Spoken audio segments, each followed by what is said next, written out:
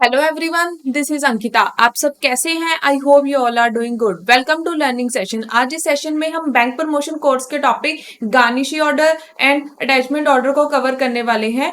And मैं screen पे एक नंबर मेंशन कर रही हूँ। अगर आपको बैंक प्रमोशन कोर्स के बारे में कोई भी क्वेरी, आप इस नंबर पे कॉल या मैसेज करके अपनी क्वेरी को क्लियर कर सकते हैं।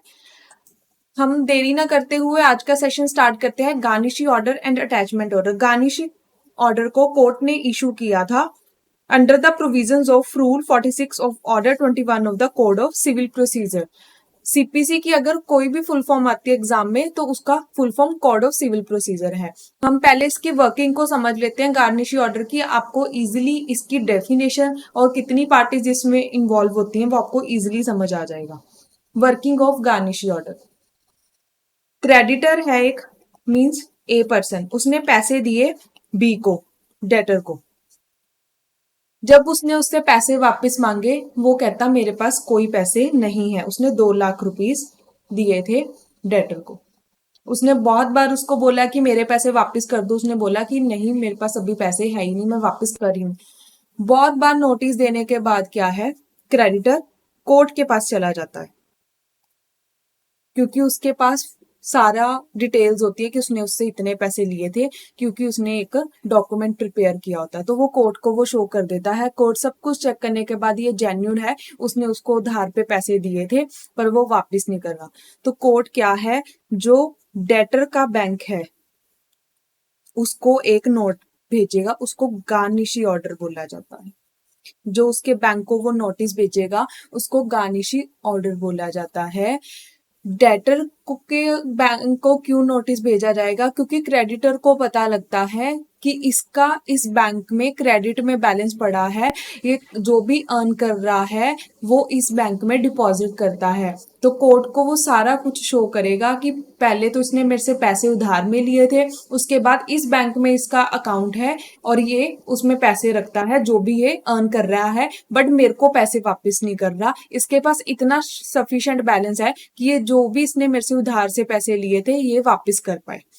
जो भी कोर्ट क्रेडिटर के कहने पर चेक करने के बाद बैंक को ऑर्डर भेजेगा, डेटर्स के बैंक को ऑर्डर भेजेगा, उसको गार्निशी ऑर्डर बोला जाता है। अगर डेटर का बैंक एसबीआई में, सपोज करो एसबीआई में डेटर्स का अकाउंट है, तो एसबीआई को कोर्ट बोलेगा अब आप उसका अकाउंट फ्रीज कर दो, अब आप उसको पे नहीं करोगे। जो भी वो अमाउंट अगर विड्रॉ कराना चाहता है वो नहीं करवा सकता क्योंकि उस पर गार्निशी ऑर्डर रिसीव हो चुका है। तो बैंक कोर्ट के कहने के बाद उस पर एक गार्निशी ऑर्डर लगा देगा।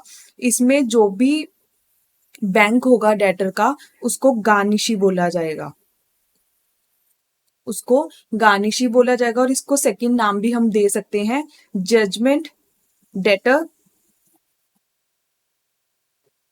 और डेटर है इसको जजमेंट डेटर बोला जाता है, और जो क्रेडिटर है उसको जजमेंट क्रेडिटर बोला जाता है। इसमें बेसिकली 3 पार्टीज इन्वॉल्व होती हैं, judgment creditor, judgment debtor and garnishee. जो बैंक होगा वो मेन रोल प्ले करेगा क्योंकि वो पेमेंट को क्या है, स्टॉप कर देगा कि अब वो कोई भी पैसा इसमें से निकाल नहीं सकता जब तक वो सारी पेमेंट क्रेडिटर की, जजमेंट क्रेडिटर की क्लियर नहीं कर देता। इसको वर्किंग ऑफ गार्निशी ऑर्डर बोला जाता है। अगर हम इसकी अब डेफिनेशन को समझे, this concept has been introduced by the CPC amendment act of 1956। इसको सीपीसी के अंडर इंट्रोड्यूस किया गया था, पर इसको जो इशू करता है ऑर्डर को वो कोर्ट इशू करता है। एक garnishee order is issued by the court to the third party in a suit compelling him to pay a certain amount directly to the creditor instead of paying to the debtor। Court कहता है जो भी उसके account में credit में balance पड़ा है वो डायरेक्टली क्रेडिटर के अकाउंट में या क्रेडिटर के पास जाएगा। अब कोई भी पैसा डेटर के पास नहीं जाएगा क्योंकि उसने उससे पैसे लिए थे। अब जो भी अमाउंट उसके अकाउंट में है, सारे ड्यूज, जो भी डेट्स हैं डेटर के क्रेडिटर के पास, वो सारे उस पेमेंट के थ्रू आप क्लियर कर दो। अब आप कोई भी पैसा डेटर को देने के लिए लाइबल नहीं हो। तो इसमें 3 पार्टीज इन्वॉल्व होती हैं, judgment debtor, judgment creditor and garnishee. Judgment debtor जिसने पैसे देने हैं, क्रेडिटर जिसने पैसे लेने हैं, गार्निशी जो भी बैंक होगा डेटर का उसको गार्निशी बोला जाता है। तो इसमें बेसिकली 3 पार्टीज इन्वॉल्व होती हैं। कोर्ट सिर्फ इसमें गार्निशी ऑर्डर को क्या है, इशू करता है, किसके लिए, बैंक के पास कि आप इसकी सारी पेमेंट रिकवर कर दो। ये तब भी गार्निशी ऑर्डर एप्लीकेबल होगा जब डेटर के अकाउंट में क्रेडिट में बैलेंस होएगा। क्रेडिट के केस में एप्लीकेबल होएगा। अगर ऑलरेडी उसके बैंक अकाउंट में डेबिट में बैलेंस है, इतने फंड्स है ही नहीं, वो ऑलरेडी पहले से ही लॉस में चल रहा है या उसके अकाउंट में माइनस में बैलेंस चल रहा है, नेगेटिव में चल रहा है, उस केस में गार्निशी ऑर्डर नहीं एप्लीकेबल होएगा। क्रेडिट में बैलेंस होना बहुत ज्यादा जरूरी है, तभी गार्निशी ऑर्डर कोर्ट क्या है बैंक को इशू करेगा। अब अगर हम इसकी स्टेजेस को समझे, इसकी 2 स्टेजेस होती हैं mainly, order nisi and order absolute. Order nisi में कोर्ट क्या है इशू करेगा, कोर्ट क्या है एक ऑर्डर इशू करेगा कि आप इस अकाउंट को फ्रीज कर दो और इसमें जितना भी बैलेंस है वो आप मुझे इंटीमेट करो, आप मुझे बताओ कि जो डेटर है उसके अकाउंट में कितना बैलेंस पड़ा है। ऑर्डर नीसी में वो सिर्फ एक ऑर्डर भेजेगा कि आप डेटर का अकाउंट फ्रीज कर दो। फ्रीज करने के बाद बैंक के पास अब राइट है कि वो सारी डिटेल्स जितने भी उसके उस बैंक में अगर 2, 3, 4 जितने भी अकाउंट्स हैं उसकी डिटेल्स बैंक को, उसकी डिटेल्स कोर्ट को देगा कि इसका सेविंग अकाउंट भी मेरे पास है, अगर क्रेडिट अकाउंट है इसका सेविंग अकाउंट भी मेरे पास है, इसका करंट अकाउंट भी मेरे पास है, इसकी कोई सीसी लिमिट भी मेरे पास चल रही है, एंड एफडी जो भी उस बैंक के पास उसके अकाउंट्स चल रहे होंगे, एफडी चल रही होगी, सब उसको क्या है कोर्ट को बताना होगा कि ये चीजें उसके पास चल रही है। अगर सेविंग है तो सेविंग के बारे में प्लस उसके सारे बैलेंसेस के बारे में कोर्ट को बताना होगा। इसमें सिर्फ एक ऑर्डर इनिशिएट होगा ऑर्डर नीसी में। ऑर्डर एब्सोल्यूट में क्या है, बैंक को पैसे क्रेडिटर को देने होंगे। बैंक की लायबिलिटी तब तक खत्म नहीं होगी जब तक वो क्रेडिटर को पूरी पेमेंट नहीं कर देता, अगर उसका क्रेडिट में बैलेंस है। अगर कोर्ट सब कुछ डिटेल्स लेने के बाद, डिटेल्स वो ऑर्डर नीसी में ले लेगा कि इसके अकाउंट में इतना बैलेंस है, उस ऑर्डर को चेक करने के बाद, उस सारी डिटेल्स को चेक करने के बाद कोर्ट बोल देगा कि अब क्या है आप उसको पे कर दो, इसका इतना बैलेंस है वो सारा क्लियर कर दो। वो डेटर को आप बाद में बता देना, पर पहले आप सारी पेमेंट क्लियर कर दो। इस केस में वो डायरेक्टली पेमेंट हो जाएगी, बट बैंक लाइबल रहेगा अगर वो नहीं पे करता। पे करने के बाद ही बैंक की लाइबिलिटी इस केस में खत्म हो जाएगी। तो ऑर्डर नीसी में सिर्फ ऑर्डर जाएगा, सिर्फ उसको बोला जाएगा कि आप सारी डिटेल्स कोर्ट को दो, और ऑर्डर एब्सोल्यूट में उसके पास क्रेडिटर के पास पेमेंट चली जाएगी, उसके सारे डेट्स क्लियर हो जाएंगे। अब अगर हम इसकी एप्लीकेबिलिटी की बात करें कि कब गार्निशी ऑर्डर एप्लीकेबल होएगा एंड कब गार्निशी ऑर्डर एप्लीकेबल नहीं होएगा, तो हम दोनों डिस्कस करेंगे आज के सेशन में। सेम कैपेसिटी, अगर किसी भी पर्सन के अगेंस्ट गार्निशी ऑर्डर इशू हुआ है, ए पर्सन के लिए गार्निशी ऑर्डर इशू हुआ है, तो उसका उस बैंक में अगर सिंगल अकाउंट है मीन सेविंग अकाउंट है तभी गार्निशी ऑर्डर इशू होएगा। अगर उसका जॉइंट अकाउंट चल रहा है किसी पर्सन के साथ, ए प्लस बी दोनों का जॉइंट अकाउंट चल रहा है उस बैंक के पास, एचडीएफसी के पास, उस केस में गार्निशी ऑर्डर नहीं एप्लीकेबल होएगा, क्योंकि गार्निशी ऑर्डर सिर्फ ए कस्टमर के ऊपर, ए डेटर के ऊपर एप्लीकेबल होता है, उसमें बी का कोई लेना देना नहीं है। उस केस में गार्निशी ऑर्डर नहीं एप्लीकेबल होगा। उस पर्सन का सेम अकाउंट होना चाहिए, सेम कैपेसिटी होनी चाहिए, तभी गार्निशी ऑर्डर एप्लीकेबल होगा, अदरवाइज वो रिजेक्ट हो जाएगा। Attaches only credit balance, credit में बैलेंस होना चाहिए तभी गार्निशी ऑर्डर होएगा, अगर अदरवाइज अगर डेबिट में बैलेंस है उसका पर्सन का जिसके अगेंस्ट हमने गार्निशी ऑर्डर इशू करना है, देन वो कैंसिल हो जाएगा। डेट्स ड्यू, डेट्स एक्चुअली में ड्यू होना चाहिए। हम अगर बात करें कि हाँ फ्यूचर में होएगा, फ्यूचर में वो मेरे से गुड्स लेगा तब आप मेरे को गुड्स के पैसे अभी दिलवा दो, या मुझे नहीं पता वो पेमेंट करेगा कि नहीं, उस केस में गार्निशी ऑर्डर नहीं एप्लीकेबल होएगा। डेट्स एक्चुअली में अभी ड्यूज होने चाहिए, फ्यूचर की हम इसमें नहीं बात करेंगे, ये सिर्फ प्रेजेंट की हम बात करेंगे। जो भी प्रेजेंट में उसके डेट्स ड्यू चल रहे हैं, जो पास्ट में उसके साथ हुआ है 2, 3, 4 मंथ्स पहले, सिर्फ उस केस में एप्लीकेबल होएगा। फ्यूचर लिमिट्स की या फ्यूचर क्रेडिट्स की हम इसमें बात नहीं करेंगे। जो भी एट प्रेजेंट ड्यूज है किसी भी क्रेडिटर के डेटर्स के पास, उसको हम गार्निशी ऑर्डर उसके अगेंस्ट ही इशू करेंगे। जॉइंट अकाउंट, जॉइंट अकाउंट में तभी एप्लीकेबल होएगा अगर हमने ए और बी दोनों के पास गार्निशी ऑर्डर इशू किया है और उन दोनों का उस बैंक के पास जॉइंट अकाउंट है, उस केस में गार्निशी ऑर्डर इशू होएगा। अगर सिर्फ ए की अलग, ए का ए के लिए अलग गार्निशी ऑर्डर इशू हो रहा है और बी के लिए अलग इशू हो रहा है, मीन्स सिर्फ बी के लिए या तो इशू हो रहा है, सिर्फ ए के लिए इशू हो रहा है, उस केस में गार्निशी ऑर्डर नहीं एप्लीकेबल होगा, क्योंकि वो दोनों का एक अकाउंट है, वो दोनों उसको ऑपरेट कर रहे हैं। अगर इसी केस में हम सोल प्रोप्राइटरशिप की बात करें, अगर किसी भी पर्सन के अगेंस्ट हमने गार्निशी ऑर्डर इशू कर दिया और उसका सोल प्रोप्राइटरशिप का अकाउंट एसबीआई के पास है, उस केस में वो ये चीज एप्लीकेबल हो सकती है। क्यों? क्योंकि उसी पर्सन का अकाउंट है, उसकी फर्म का अकाउंट है, वो एक फर्म चला रहा है। अगर उसका उस बैंक में सेविंग नहीं, करंट अकाउंट चल रहा है, वो पर है सिर्फ उसी पर्सन का। अगर हमने ए के अगेंस्ट गार्निशी ऑर्डर इशू किया है और ए का ही सोल प्रोप्राइटरशिप अकाउंट एसबीआई में है, देन गार्निशी ऑर्डर एप्लीकेबल होएगा। अब किन केसेस में गार्निशी ऑर्डर नहीं एप्लीकेबल होएगा?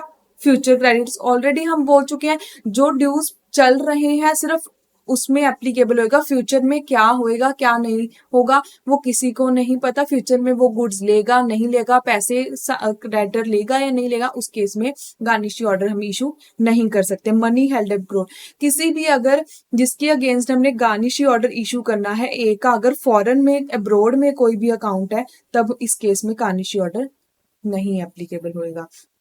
सेफ डिपॉजिट्स लॉकर, अगर उस पर्सन ने अपने कोई भी लॉकर में पैसे रखे हुए हैं, ज्वेलरी रखी हुई है, ये नहीं एप्लीकेबल होएगा, क्योंकि ये स्पेशल फीचर्स में आ जाता है, स्पेशल डॉक्यूमेंटेशन आ जाती है। लॉकर उसकी एक सिक्योरिटी में उसने पैसे रखे हुए हैं, उसको नहीं हम छेड़ सकते। जो भी उसके अकाउंट चल रहे होंगे उस केस में गार्निशी एप्लीकेबल होएगा। बट अगर उसने जो भी लॉकर में अपना सामान रखा होगा, पैसे, ज्वेलरी, कोई भी प्रॉपर्टी के पेपर, उस चीज में हम बैंक कुछ नहीं कर सकता। अकाउंट में क्रेडिट में बैलेंस होना नेसेसिटी है। फिक्स डिपॉजिट, अगर उसकी कोई भी एफडी चल रही है, उस केस में एप्लीकेबल होएगा। बट इसमें एक मोस्ट इंपॉर्टेंट पॉइंट हम ये कवर कर सकते हैं, अगर 2 लाख की एफडी है, उसने 1 लाख की तो एफडी करवा रखी है और 1 लाख के अगेंस्ट एफडी करा के लोन ले रखा है, उस केस में गार्निशी ऑर्डर एप्लीकेबल हो सकता है, जो भी लोन की अमाउंट के अगेंस्ट उसने पैसे लिए हैं। उस केस में हम गार्निशी ऑर्डर इशू कर सकते हैं। पर जो उसने अपनी एफडी करवाई हुई है या आरडी रेकरिंग डिपॉजिट बैंक के पास चलवाई हुई है, उस केस में गार्निशी ऑर्डर हम नहीं कर सकते, क्योंकि वो उसकी एक कोलेटरल सिक्योरिटी है। उस केस में कभी भी बैंक आपको अलाउ नहीं करेगा कि आप इसकी एफडी में से पैसा ले लो। नोट इन ट्रस्ट अकाउंट, जिसके अगेंस्ट हमने गार्निशी ऑर्डर को इशू किया है, अगर उसका ट्रस्ट अकाउंट चल रहा है, वो ट्रस्टी है उस ट्रस्ट अकाउंट का, वो भी नहीं एप्लीकेबल होएगा, क्योंकि वो ट्रस्ट अकाउंट है, वो इंडिविजुअल अकाउंट नहीं है। वो एक ट्रस्ट चला रहा है जिससे लोगों का भला हो रहा है, बाकी लोगों के लिए, पब्लिक का वो पैसा उसमें है। उस केस में वो नहीं एप्लीकेबल होएगा, क्योंकि चाहे वो पर्सन ट्रस्टी है, उसके नेम से अकाउंट चल रहा है, चाहे वो सिंगल नेम पे अकाउंट ट्रस्ट का चल रहा हो, बट वो एक ट्रस्टी अकाउंट माना जाएगा। उस केस में भी हम गार्निशी ऑर्डर नहीं कर सकते। गार्निशी ऑर्डर सिर्फ उसी केस में एप्लीकेबल होएगा जिस केस में वो इंडिविजुअल का अकाउंट होएगा, जॉइंट अकाउंट में भी ये नहीं एप्लीकेबल होएगा। अब अगर हम बात करें गार्निशी ऑर्डर के ही ऑपोजिट एक ऑर्डर है अटैचमेंट ऑर्डर। आप इस सेशन के अंत तक जुड़े रहिएगा, हम garnishee order and attachment order के डिफरेंस को भी डिस्कस करेंगे कि इनमें बेसिकली डिफरेंस है क्या। Issued under section 226 subsection 3 of Indian income tax act 1961 by income tax officer section 226 और सबसेक्शन 3। ये attachment order income tax authorities के द्वारा इशू किया जाता है। अगर अभी हमने बात की, जो गार्निशी ऑर्डर है वो बिल्कुल डिफरेंट है, क्योंकि वो कोर्ट इशू करती है। बट अटैचमेंट ऑर्डर को कौन इशू करता है? इनकम टैक्स अथॉरिटीज इशू करती हैं, उस असेसी के थ्रू जिसने पैसे देने हैं, जिसने अभी तक इनकम टैक्स को पे नहीं किया है, उसका अभी ड्यू चल रहा है। इनकम टैक्स अथॉरिटीज उसके अगेंस्ट एक अटैचमेंट ऑर्डर इशू करती है कि जिस भी बैंक में उसका अकाउंट है कि वो सारी पेमेंट इनकम टैक्स अथॉरिटीज को की जाए। अगर हम इसकी डेफिनेशन को देखें, it authorise the income tax officer to require by notice in writing any person from whom the money is due और may become due to the assessee. जिसकी मनी ड्यू है, जिसने इनकम टैक्स अथॉरिटीज को भी income tax पे नहीं किया है, ये उस असेसिस के थ्रू अटैचमेंट ऑर्डर इशू करती है कि अगर उसका HDFC में अकाउंट है, अगर उसकी सेविंग अकाउंट में भी पैसा पड़ा है, करंट अकाउंट में भी पड़ा है, कोई CC लिमिट चल रही है, FD भी चल रही है, तो ये सबको मिला के जितना भी पैसा ड्यू है और जितना उसने पे करना है वो आप पे करवाओ हमारे इनकम टैक्स अथॉरिटीज को, तो ये उस पर्सन को इशू किया जाता है। तो बैंक को क्या है, इनकम टैक्स अथॉरिटीज को पे करना पड़ता है। Hold money for an account of assessee to pay the income tax officer an amount equal to the amount of arrears of tax. जितना टैक्स बनता है उसको इनकम टैक्स अथॉरिटीज को, bank को पे करना पड़ता है अगर असेसी ने अभी तक इनकम टैक्स डिपार्टमेंट को टैक्स पे नहीं किया है। अब अगर हम दोनों के डिफरेंस को समझें, इशूइंग अथॉरिटी, मैंने दोनों की शॉर्ट फॉर्म लिखी है, garnishee order GO and AO attachment order. Issuing authority, इसको कोर्ट इशू करेगा, AO को इनकम टैक्स अथॉरिटीज इशू करेंगी। Legal provision, civil procedure code CPC, जो मैंने ऑलरेडी आपको इसकी डेफिनेशन का टाइम बताया था, ये इशू करता है इनकम टैक्स एक्ट के अंदर, सेल्स एक्ट के अंदर, ये इशू इसके अंडर किया जाता है। स्टेजेस, ऑर्डर नीसी, ऑर्डर एब्सोल्यूट, इसमें 2 स्टेजेस होंगी। इसमें सिर्फ एब्सोल्यूट फॉर्म होती है, वो income tax authorities direct order करती है कि इतना इनकम टैक्स की अमाउंट ड्यू है, आप डायरेक्टली हमें पे करो। इसमें एक बेसिक डिफरेंस ये भी आ जाता है कि जो गार्निशी ऑर्डर जब इशू होता है उसमें अगर अमाउंट मेंशन है तो भी ओके है, अगर अमाउंट नहीं मेंशन है तो भी ओके, पर बट अटैचमेंट ऑर्डर में अमाउंट हमेशा मेंशन होगी कि अगर 1 लाख उसने इनकम टैक्स की अमाउंट पे करनी है तो उसको 1 लाख रुपए पे करना होगा। अगर तो गार्निशी ऑर्डर में उसने अमाउंट मेंशन कर दी कोर्ट ने कि अगर 1 लाख उसने लेना है बट उस पर्सन के अकाउंट में 5 लाख है, देन तो सिर्फ 1 लाख पे गार्निशी ऑर्डर इशू होएगा। वो सिर्फ 1 लाख रुपए नहीं यूज कर सकता, बाकी का 4 लाख वो कस्टमर यूज कर सकता है जिसके अगेंस्ट गार्निशी ऑर्डर इशू हुआ है। बट अगर कोर्ट ने नहीं ये 1 लाख की अमाउंट मेंशन की तो पूरा 5 लाख के ऊपर क्या है, फ्रीज हो जाएगा, क्योंकि कोर्ट ने कुछ भी अमाउंट मेंशन नहीं की। उस केस में वो 5 लाख का 5 लाख तब तक नहीं यूज कर सकता जब तक अमाउंट क्या है स्पेसिफाई नहीं हो जाती। रिकवरी प्राइवेट ड्यूज के ऊपर होता है कि किसी से हमने पैसे ले लिए, अभी तक हमने नहीं पे किए, तो ये सिर्फ प्राइवेट ड्यूज के ऊपर एप्लीकेबल होएगा। अटैचमेंट ऑर्डर गवर्नमेंट के ड्यू, हमने इनकम टैक्स अभी तक पे नहीं किया है पर्सन ने, तो इनकम टैक्स अथॉरिटीज के द्वारा इशू किया जाता है। Bank, judgment debtor, assessees debtor, दोनों इस केस में आ जाएंगे। Amount may be mention, specifically mention हो भी सकती है गार्निशी ऑर्डर पे, नहीं भी मेंशन हो सकती। मेंशन है तो सिर्फ उस अमाउंट पे ही लगेगा जितना उसने पे करना है क्रेडिटर को। अगर नहीं कोर्ट ने कुछ मेंशन किया तो फुल अमाउंट क्या है, फ्रीज हो जाएगी। इसमें क्या है, अटैचमेंट ऑर्डर में हमेशा जितना भी इनकम टैक्स अथॉरिटीज ने पैसा लेना है, हमेशा अटैचमेंट ऑर्डर पे उतनी अमाउंट मेंशन होएगी। लिमिटेशन पीरियड, इसका सिर्फ 12 ईयर्स का पीरियड होता है, ये 30 ईयर्स का पीरियड होता है। Set off appropriation, certain and due debts, ascertainable and due debts. इसमें सेट ऑफ एप्रोप्रिएशन में एक चीज और आ जाती है, अगर बैंक ने कोई भी पैसा उस पर्सन से लेना है जिसके अगेंस्ट गार्निशी ऑर्डर इशू हुआ है, तो सबसे पहले वो अपनी अमाउंट को सेट करेगा, बैंक सेट करेगा, उसके बाद गार्निशी ऑर्डर के पैसे जाएंगे।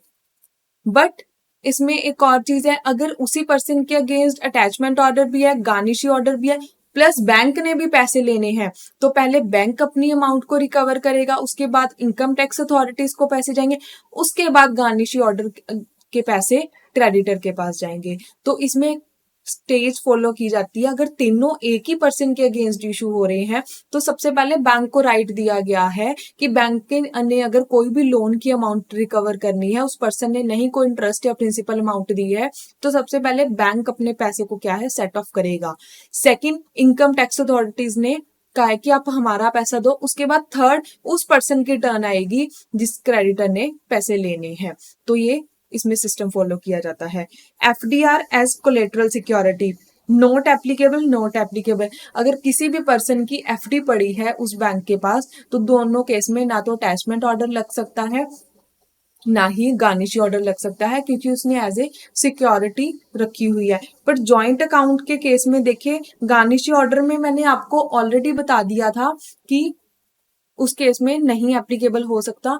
क्यों? क्योंकि उसी पर्सन के नाम पे जाएगा जिस पर्सन ने क्या है, पैसे लेने हैं। बट अगर हम बात करें अटैचमेंट ऑर्डर की, अगर पैसे तो इनकम टैक्स अथॉरिटीज को ए ने दिए, पर उन पर्सन का ए और बी का जॉइंट अकाउंट है बैंक के पास, तो बैंक क्या है, बोलता है कि इनके पास 1 लाख रुपए अकाउंट में।